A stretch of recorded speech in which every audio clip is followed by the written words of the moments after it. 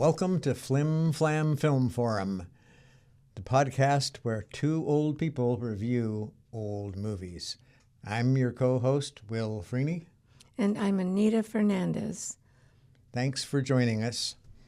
And today, our movie up for discussion is not all that old, but to us, but it's long gone, but has become an icon in the history of film.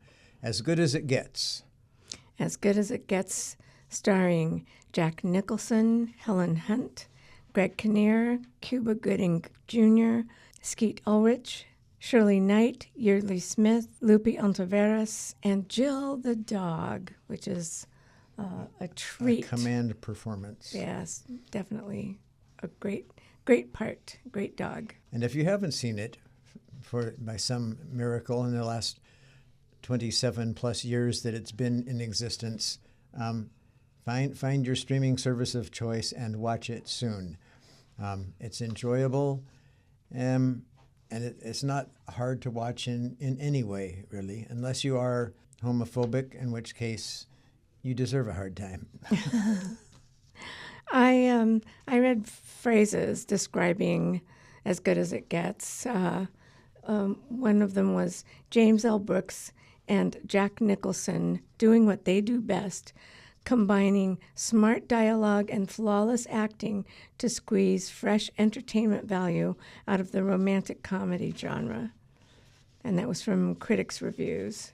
Off the top, let's talk for a few moments about the production and release of the movie before we jump into the cast and plot. It is a 1997 romantic comedy written and directed by James L. Brooks. He actually co-wrote the screenplay with Mark Andrus. It premiered at the Regency Village Theater on December 6, 1997, just squeezing in under the wire for the 97 Academy Awards, at which it did rather well. Yes, it did. It was nominated for how many? 3 at least? 5. Okay. And it was it was touch and go, but a different movie, Titanic, won Best Picture for that year, but produced. It was really, really good. I enjoyed it a lot. And apparently so did the movie-going audience back in 1997 when it was released nationwide on Christmas Day and grossed $314.1 million on a $50 million budget. I'm sure the opening weekend for a Christmas release was great. Oh, for sure. I don't think I've seen a movie in the theater on Christmas Day except for Jackie Brown, which was a delight as well. Right. So the production companies, everybody involved in putting money into this movie had to have been very happy with those returns. Definitely. 314 on a $50 million budget. And as terms of its longevity, its legacy in the history of American film, at the 70th Academy Awards, the film was nominated in 7 categories. I misspoke. It was a full 7 categories. Nicholson won for Best Actor and Helen Hunt won for Best Actress, making it the most recent film to win both lead actors awards. Mm-hmm. And it is ranked 140th on Empire Magazine's 500 Greatest Movies of All Time. Oh, I believe it. The actors were not overly. They didn't go overboard. It was just right. It was their performances were all 3 performances, and that's Helen Hunt, Jack Nicholson, and Greg Kinnear were very believable. I was hooked in right away. And Cuba Gooding Jr. as a scary art dealer, which is not a common combination, but. In praise of the actors who eventually got jobs creating this movie, there were other contenders initially, and some of those choices and passes are worthy of note. So in 1996, the year before this was produced, James L. Brooks flew Geoffrey Rush of Les Miserables from Sydney to Los Angeles to audition for the part of Simon, the artist. The painter. artist, right. Greg Kinnear's role. Right. Offered him the role, but Rush declined it. And this is perhaps more surprising that it was offered in the first place. Betty White was offered a role in the film. Oh, that's really interesting. I'm not sure what role. It doesn't say which role. I'm pretty sure it wasn't Helen Hunt's role.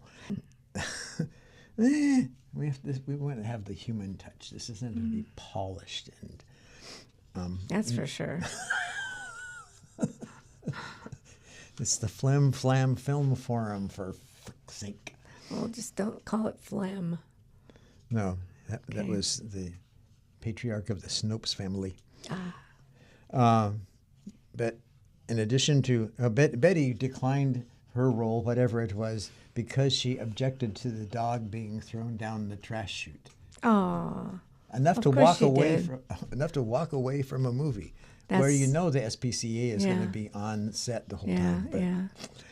But, and last, but certainly not least, Tony Shalhoub was offered the role of Simon. He was? Yep. Oh, my gosh. That would have completely changed that role. You think? Just a tad.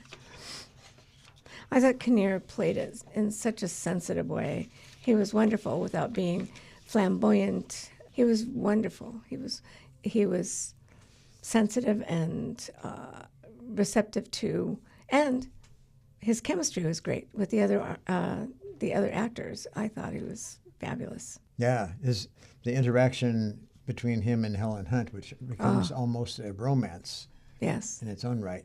And for further box office information, before we delve into the plot and characters, As Good as It Gets was a box office hit. I think I already substantiated that. Oh, here was where it came in behind Tomorrow Never Dies. There was not a matter of awards offered, but in terms of box office, Tomorrow Never Dies had 12.6 million compared to... Box office? Yeah. 12.6. Eventually earning, and I think we're back to talking about As Good as It Gets, over 148 million domestically and 314, that was the number, million worldwide. And think about Jack Nicholson for a moment. The entire span of his career, every movie he's been in, from Easy Rider and Five Easy Pieces to Terms of Endearment to A Few Good Men, of all of those, this is his second highest earning film. That's incredible. Behind only Batman. That's incredible, because A Few Good Men was great. He was fabulous in that. That's a surprise to me. The critical reception was mixed. It was not. This is not a perfect movie. Would you say it's a perfect movie? Not at all. No. And there's some concern that it wasn't realistic enough. Roger Ebert. How can you argue with Roger Ebert? That's true. He gave the film only 3 stars out of 4 and called it, quote, a compromise, a film that forces a smile onto material that doesn't wear one easily. End quote. Really? He must have been having a bad day. Because usually we agree, from back then we did.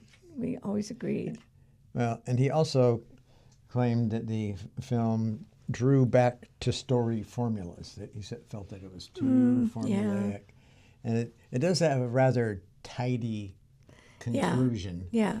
But if you think Roger Ebert's assessment was negative, the Washington Post critic Desson Howe gave a generally negative review of the film, writing that it, quote, gets bogged down in sentimentality while its wheels spin futilely in life-solving overdrive.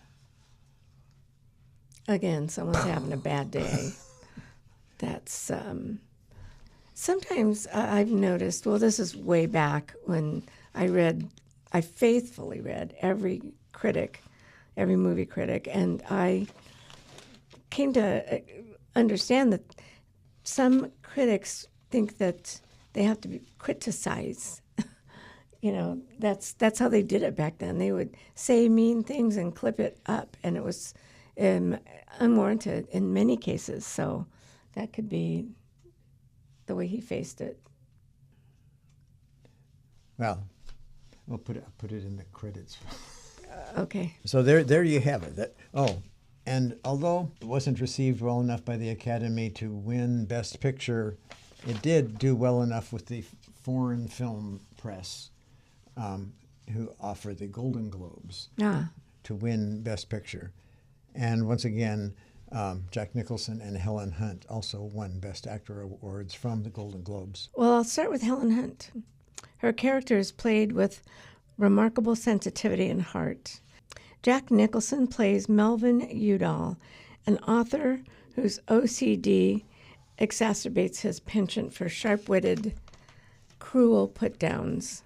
And he's got him. He has him at the ready for all situations and all people, all kinds of people. And he will point out what kind he feels they are. Each day, Melvin carefully tiptoes his way down the sidewalk, maneuvering around the cracks so that he can breakfast in the same restaurant, at the same table, with the same waitress, Carol, as countless days before then.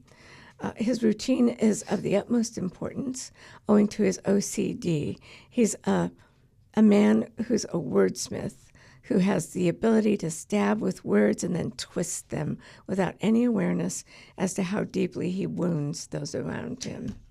And that wordsmithing, to further flesh out the character and the plot line, Melvin is ironically, a romance novelist. Oh, and he romances on the page because he can't in real life. It's a really great contrast to his real life character, that he writes these beautiful words about couples in love. I think that worked out really well in the movie. And his OCD has no doubt been, if he ever attempted romance, worked as a handicap to that. He is so, to give for anybody that hasn't watched it or doesn't remember, his OCD is so severe that he uses soap bars only once. He uses paper towels to touch public restaurant faucets and door handles. He avoids stepping on sidewalk cracks, which becomes a significant detail later in the movie, and has a ritual with switches and locks. Sticks to rigid routines. Always, as Anita has mentioned, eats breakfast at the same table in the same restaurant with the same waitress. And if any of those factors is missing or flawed in his perception, Melvin won't have it. Right. He even his bedroom slippers have to be put on a certain way after he touches his toes to either side a pre-designated amount of times, and then he'll put his bedroom slippers on. So, I mean, his entire day is consumed by ritual, and his OCD reigns, just rules his life. And then there is the inciting incident. Tell us about Carol. Well, Carol Connolly is Helen Hunt's character, and this character is played with remarkable sensitivity and heart. There's no doubt in my mind that her Oscar for Best Actress was well deserved. Hers is nothing short of an exquisite portrayal. The subtlety of expression, the economy of movement are such a pleasure to watch. And she plays her dedication to her son, who has severe illness, precisely right. She is part of his process of his illness, and she's right there for him at all times. Except when she's working as a waitress. except when she's working as a waitress. And that's a necessity. I mean, she has to work. And she has a very charming and compassionate and accommodating mother who is providing the care for her son when she's not able to be Right. there because of work. Right. Played by Shirley Knight. And their chemistry is fabulous as well. And she offers a lot of sage advice to her daughter regarding the nature of life and romance and family and all of those things that are involved in this movie. But as to the inciting incident, it introduces another of the characters played by Greg Kinnear, Simon Booth. Is that right? His last name? And Simon is a gay white male painter with an apartment in the same building on the same floor as Melvin, much to his chagrin. And he has a charming little fluffy dog who has endeared himself to Simon. But Simon takes in a new model for his painting, a young man, a street hustler with two buddies in tow, who attempt a robbery while the model distracts Simon. The distraction does not hold. Simon discovers the other two en flagrante delicto. And I never thought I'd get a chance to say that phrase in public. En flagrante delicto. Who's discovered that way? The burglars. They're robbing and mobbing while Vincent, the character played by Geet Ulrich. It's Ulrich. I know, but he pronounced it on a talk show, Ulrich. No, it's Bavarian. I know. It should be CH. I mean, it should be K. Yeah, I know. It depends on that. where in Germany you are. But And he's not in Germany. That's his insistence, so. So anyway, Vincent, the character that Skeet Ulrich plays, is a young, potentially gay hustler who's attempting primarily to distract Simon so that his valuables can be stolen while he's painting. But Simon becomes restless, goes to see what's going on when he hears noise in the background, and is beaten within just a few inches of his life. Right. He's torn up. He has scars and stitches everywhere, and has to be cared for, receive special care, and is no longer able to take care of Verdell, his little dog, his sweet little dog. And his one other option for finding a dog sitter for Verdell falls through. She says, absolutely not. And so it falls to Melvin, our friend played by Jack Nicholson, to watch Verdell. He is initially reluctant, but eventually agrees to watch Verdell, and quickly, I would say, wouldn't you say, it quickly becomes totally enamored of and attached to little Verdell, played by Jill. Jill. Verdell is referred to as a boy dog, but it turns out, unless Jill is an alternative male name, that it was played by a female actor. So this is your first drag performance by a dog. Right.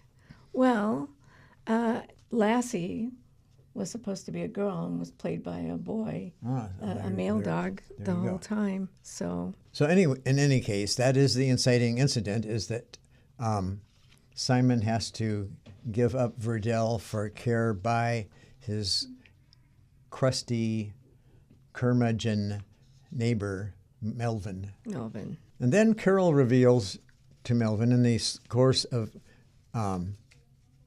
serving him, when she's about to leave her shift early before he has been completely served his meal, that she has to go as an emergency because her son is gravely ill at the moment. And that Melvin, rather than accept that and deal with service from another waitress, does the research to find out who his care providers are and to pay his care bills so that Carol does not have to worry about him during her shift. So that she may serve him, she may continue to be his waitress because he's got to sit at the same table in the same restaurant and have the same waitress. And although Carol is concerned what his expectations are in terms of a quid pro quo for his generosity, he quickly clarifies that when she voices it. But his one request that he does insist she accept as a quid pro quo is that she join him while he drives Simon to meet his estranged parents and ask for money because he's broke, right, and he's about to lose his apartment.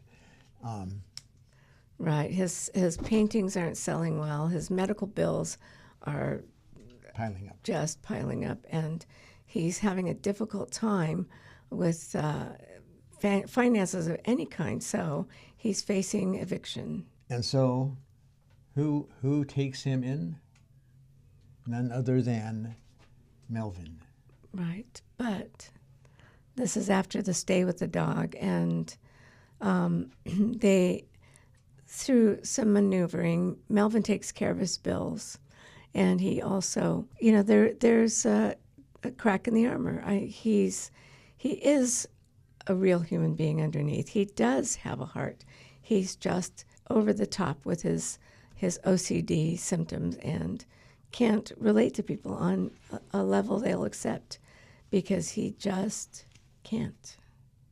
And in Melvin's defense, theoretically anyway, having that level of OCD as a child probably subjected him to such incredible bullying and ridicule that it kind of became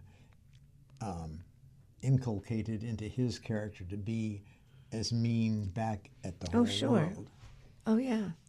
Yeah, whatever the cause. Oh, my gosh. Cause as in caustic. Wow.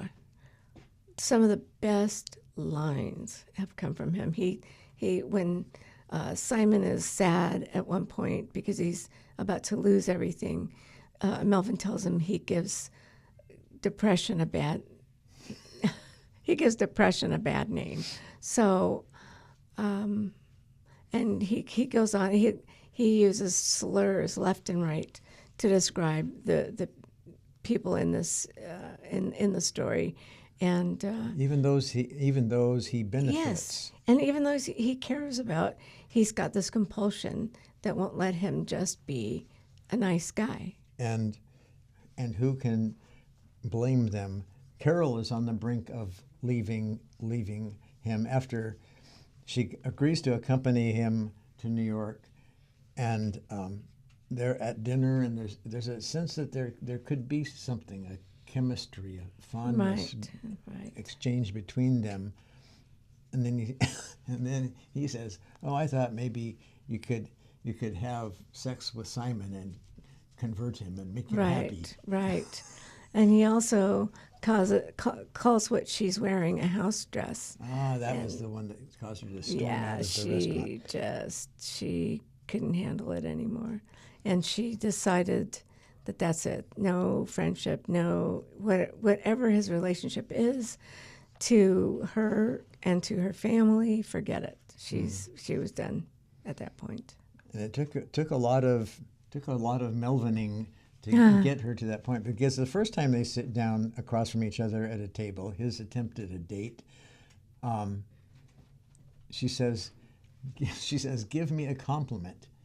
And what is this compliment? It's one of those iconic lines that he prefaces it, but then the D line is, "You make me want to be a better man." But if we limited ourselves to only what is revealed in trailers, we couldn't complete a film review. And although it's becoming a trend where you you show so much in the trailer, You might as well there forget are the no movie. surprises. Right.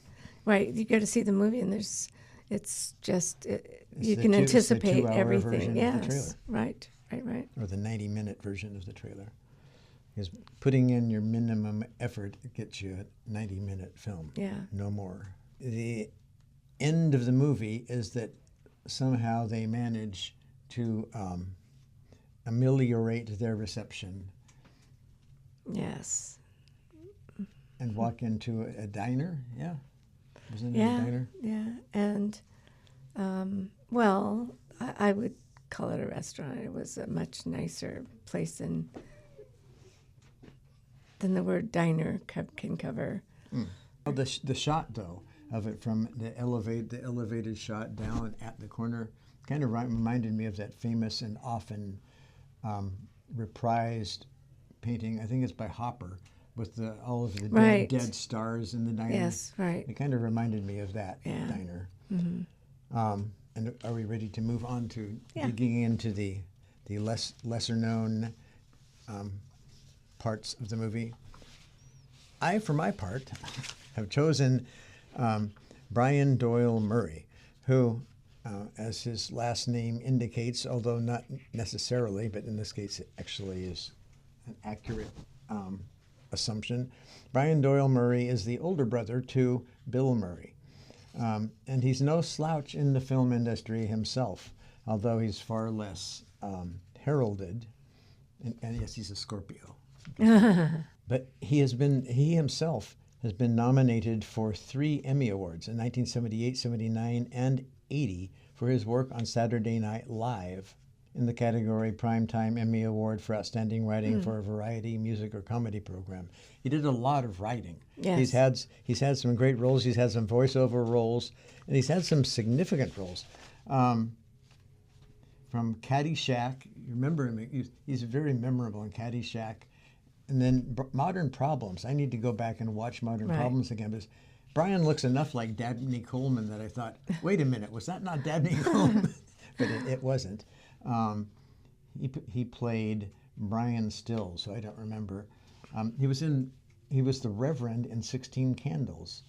He was also in Razor's Edge, which I believe his little brother was in as a starring role.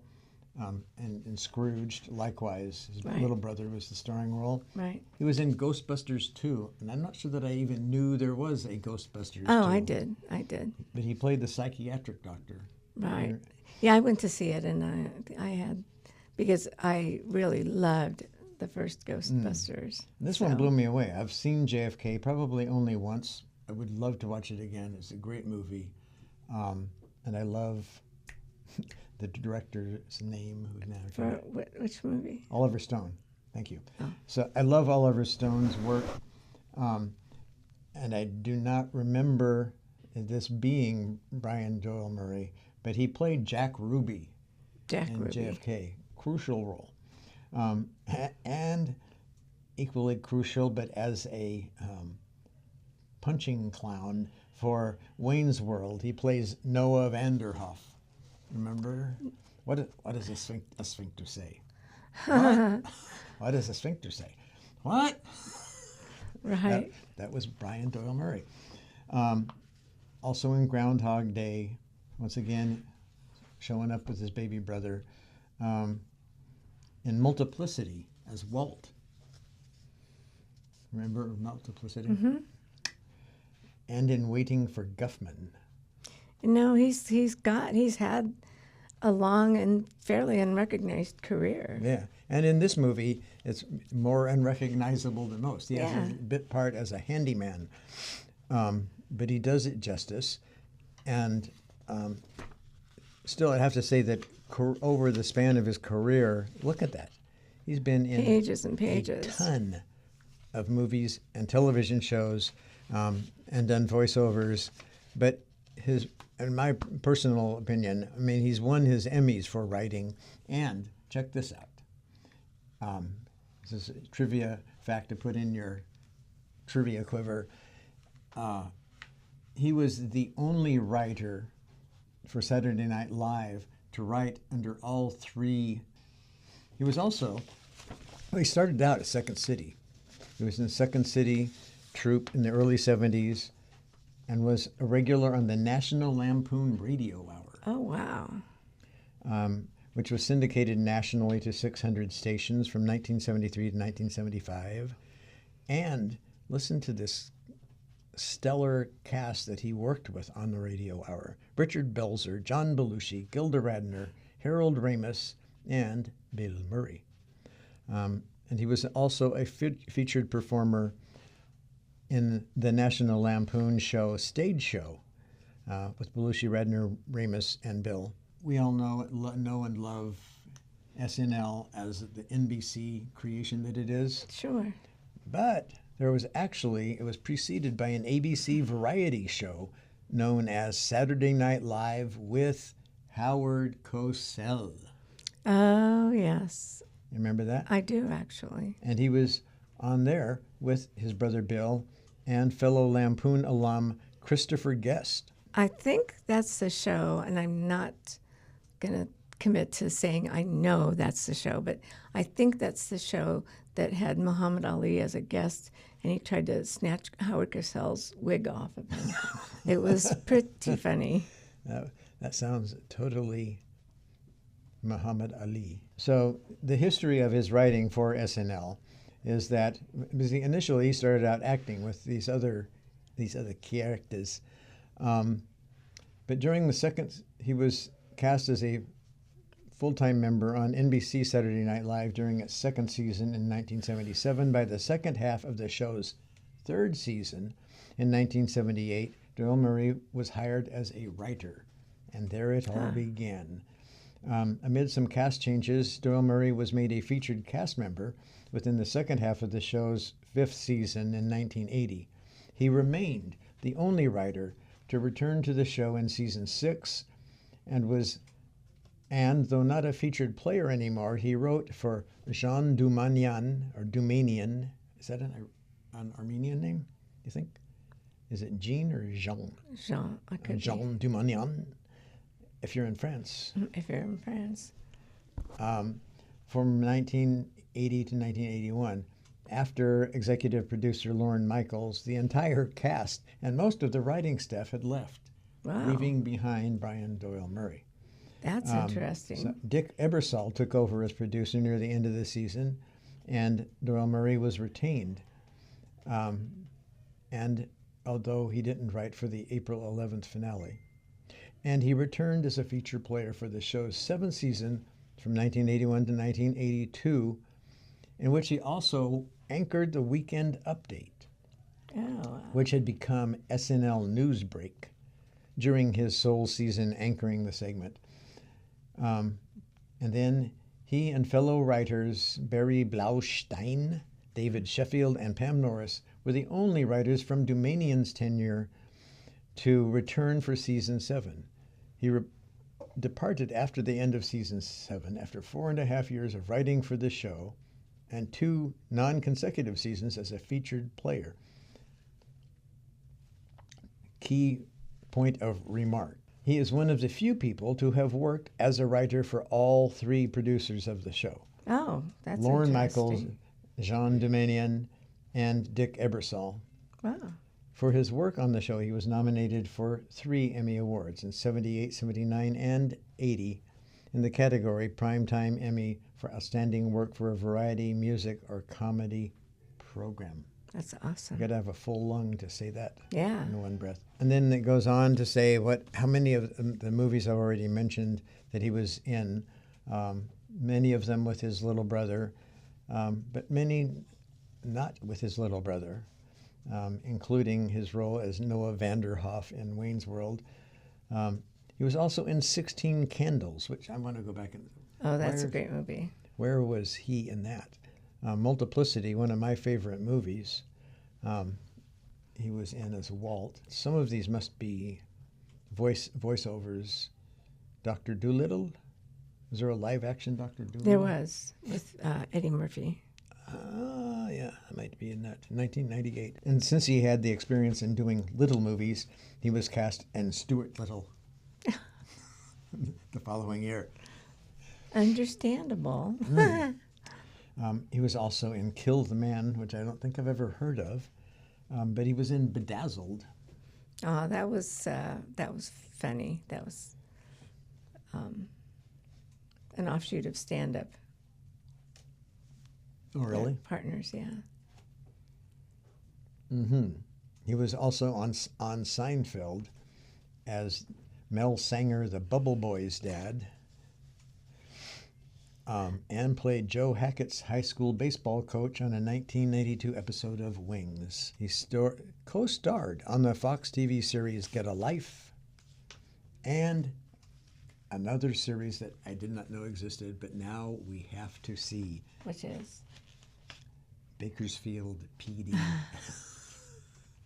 I think I've seen one or two episodes. 91, 92, 93, 94. 4 years of Wow. Bakersfield PD. Wow. With a recurring role as sports editor Stuart Franklin on the Fox. We're moving on from Bakersfield PD because everybody wants to get away from Bakersfield as soon as possible. But then he had a recurring role as sports editor Stuart Franklin on the Fox UPN TV series Between Brothers from 97 to 99. Cool. He played Sean Spencer's grandfather on the episode. Oh, no, it's just an episode name. It's not the actual show. Right. The Old and the Restless. Yeah, we could do a show like that. No? No.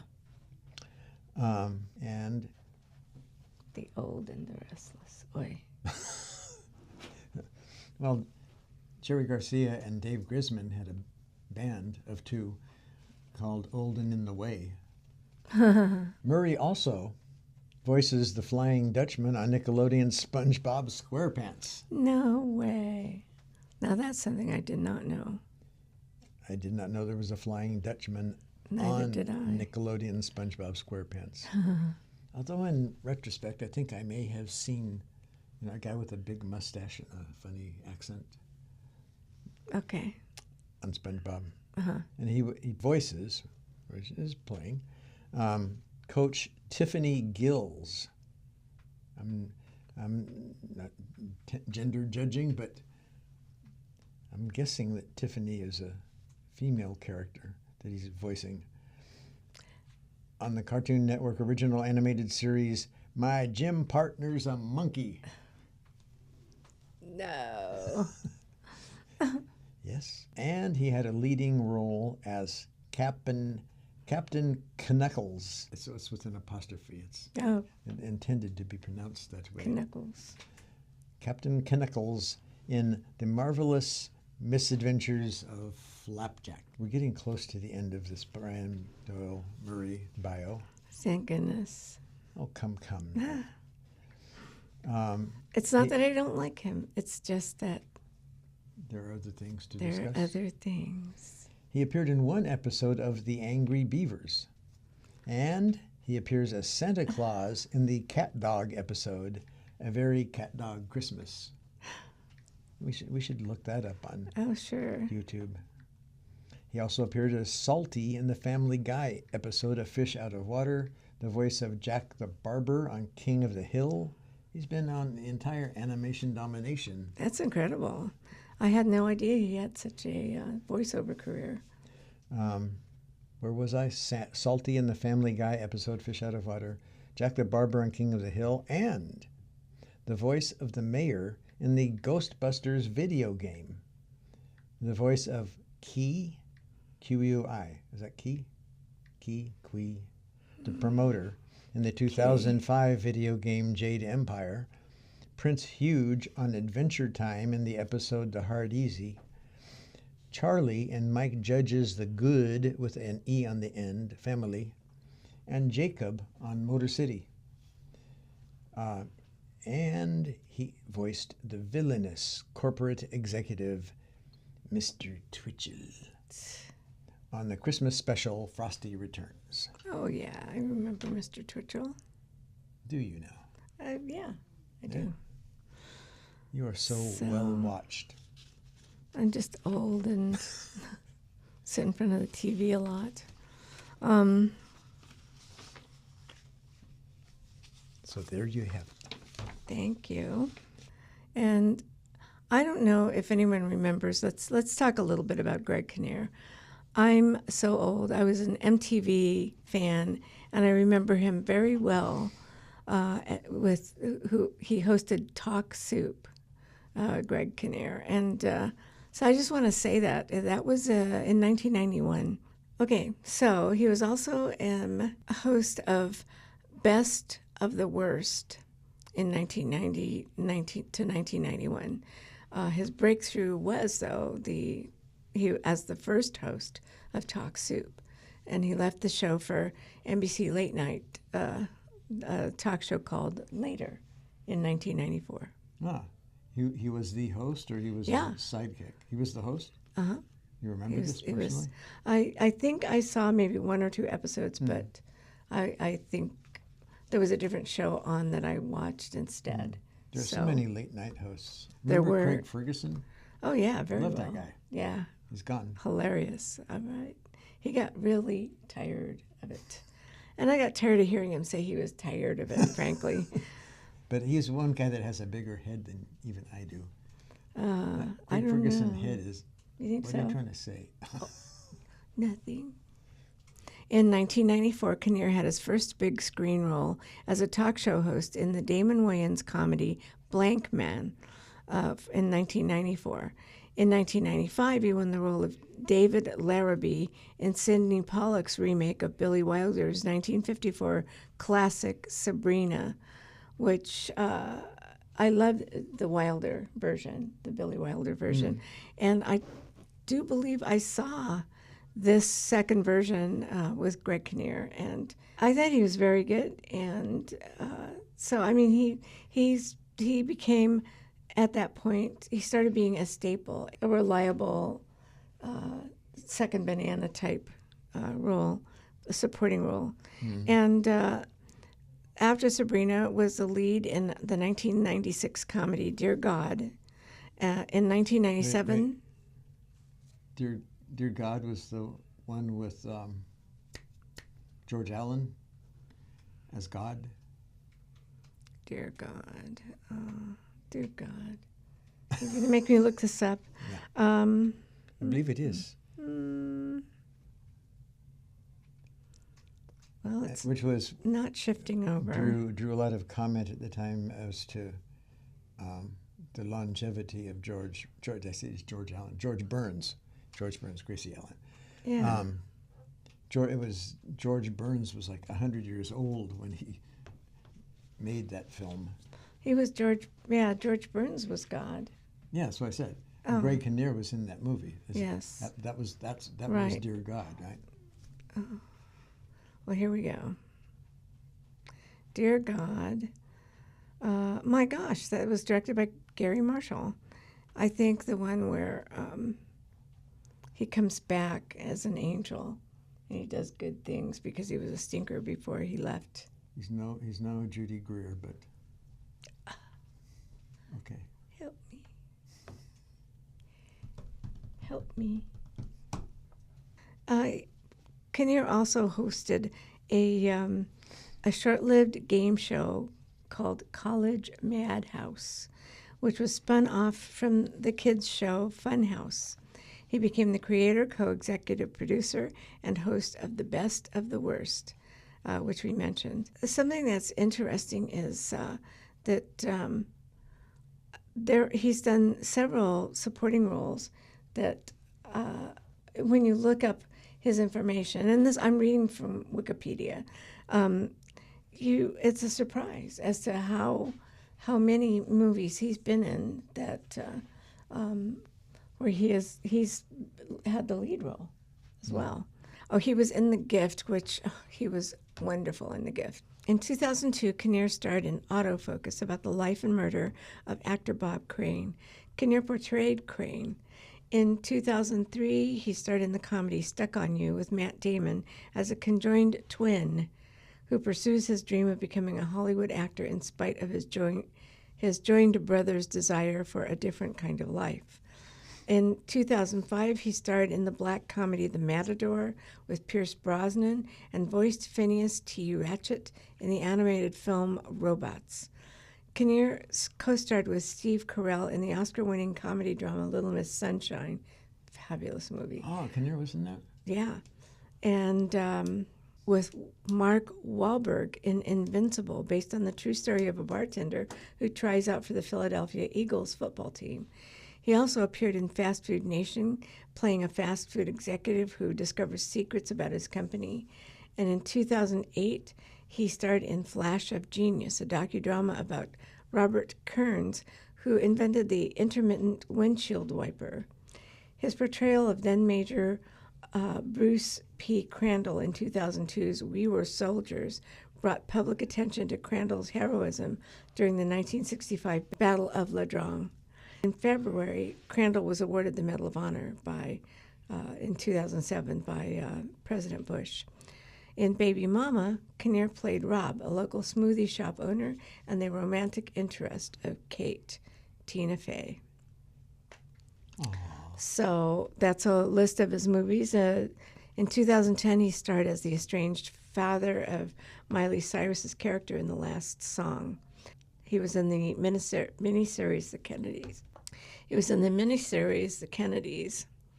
And he played the leading role as John F. Kennedy. Greg Kinnear is John F. Kennedy. Okay, so that takes some acting chops, I would think. I have not seen that series. Pull it off, yeah. Have you seen it at all? Yeah, I haven't even seen a trailer, so I have to revisit my... Add that to our list. Yeah.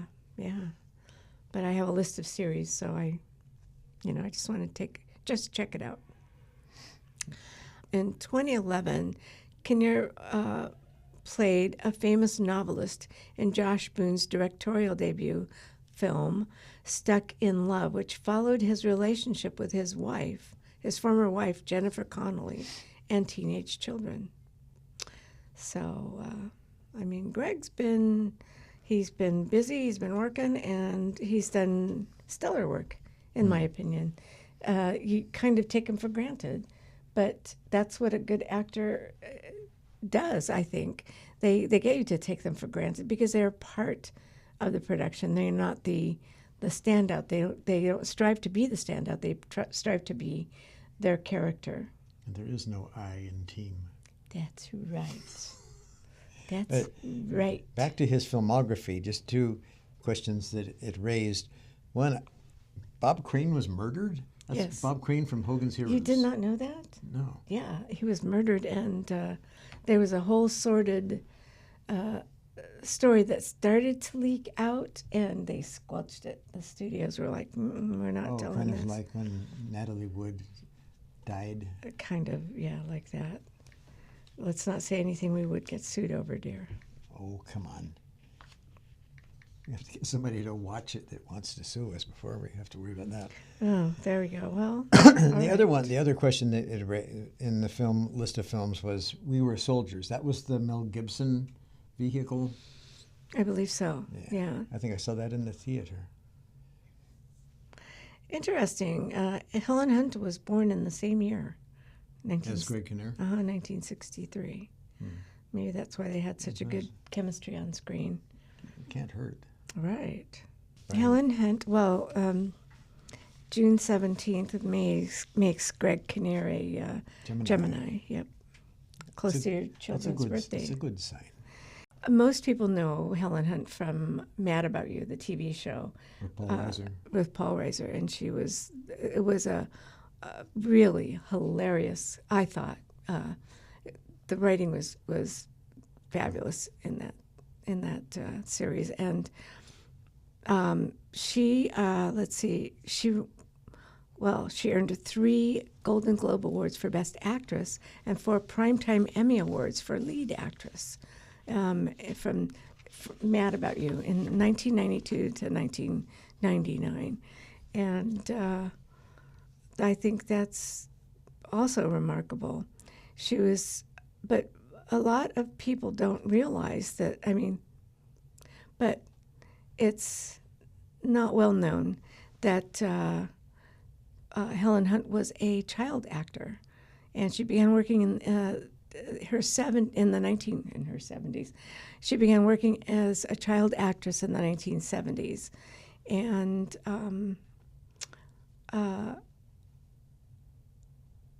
she played a classmate of Christine McNichols in Family. So that was 1976. She was 13. Mm-hmm. And she played Marie Slaughter's daughter on The Mary Tyler Moore Show in 1977. Ah, Mm-hmm. Murray was the bald guy. Yeah, right. The showrunner. Uh-huh. Murray Slaughter. She was a main character in George Siegel's main character in Roller Coaster, alongside Lindsay Wagner in an episode of The Bionic Woman. And there's quite a list of movies where she was from when she was very young. The time span is from the 1970s, 76, on into 1982. In 1982, Hunt played a young woman who, while on PCP, jumps out of a second-story window in a made-for-television film called Desperate Lives. So she was quite the worker. She did a lot of gigs. And by the late 1980s, Hunt began appearing in studio films aimed at teenage audiences. So now, as she ages, she stays in showbiz, and which I think is, that's not that easy. A child actor oftentimes gets burned out and quits shortly after their teenage years. She was 34. Yeah. Ah. For as good as it gets. Right. By the release time, anyway. And by contrast, Jack Nicholson, I think, was 62 when he played that role. I believe you are correct. So mark that down. Will said, I believe you are correct. On September 27th at 5:28 p.m. Pacific Standard. Oh, it's not Standard Time yet. That guy wrote Yippee Yahoo. And Zippy Dadu. Well, I think that about wraps it up for our consideration of As Good as It Gets. Before we go, though, we should give some kind of actual thematic, philosophical understanding, comprehension of the movie. It's what it signifies, or the message that it carries.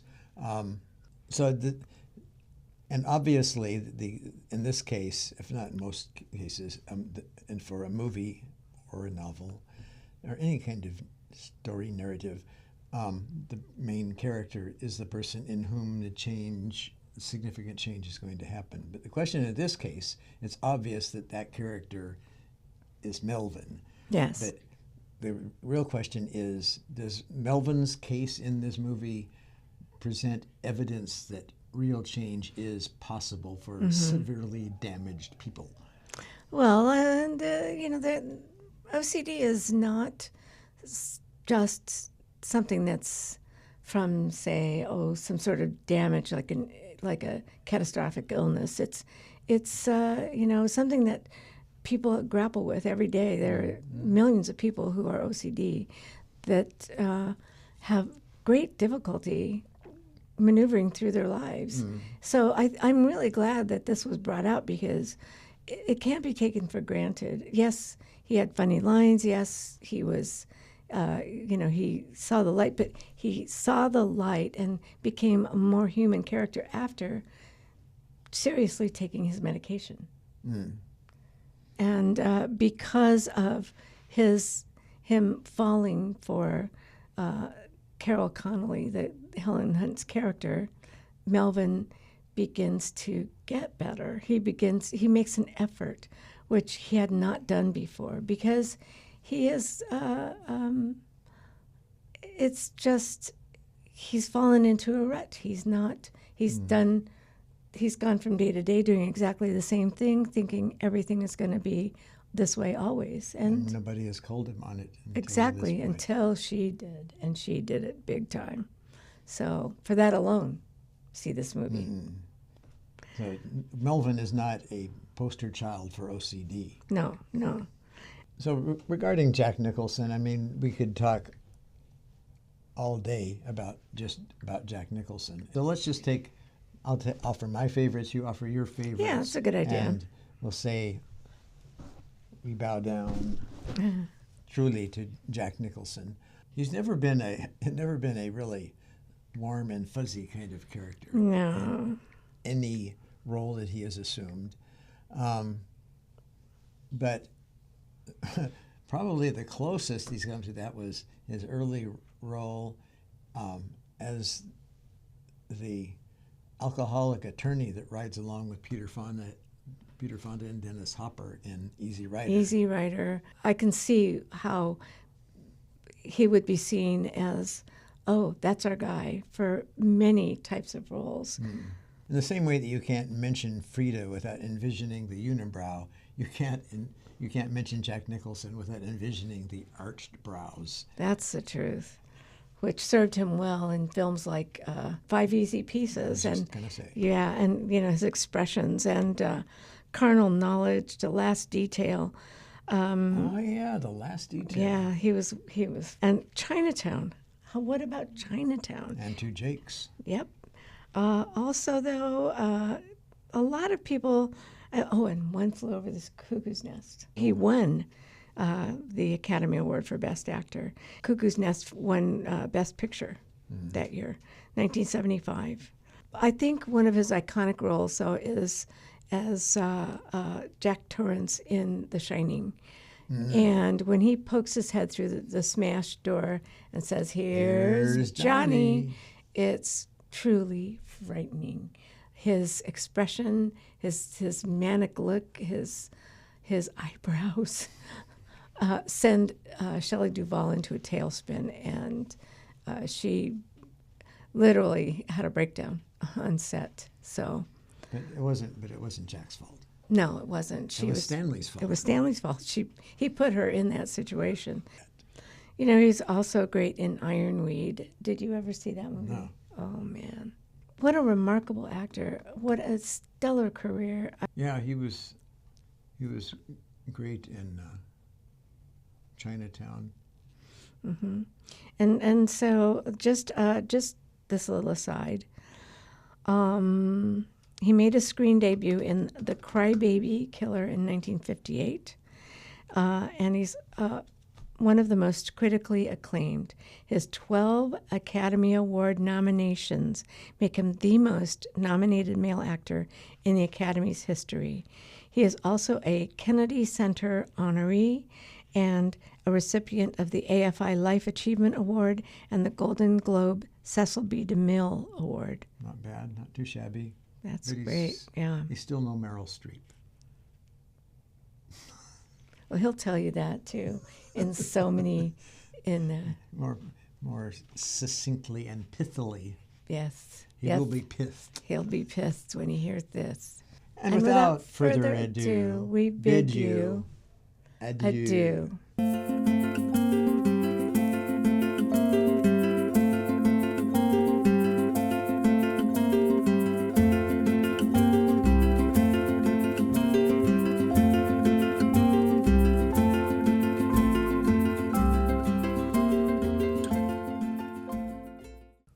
Look, I can get into your frame. Oh, look, you could get a punch in the eye. Anything you want to say about Judy Greer? Judy Greer. I have to find some wind chimes to tinkle in the background when you mentioned her name. Right.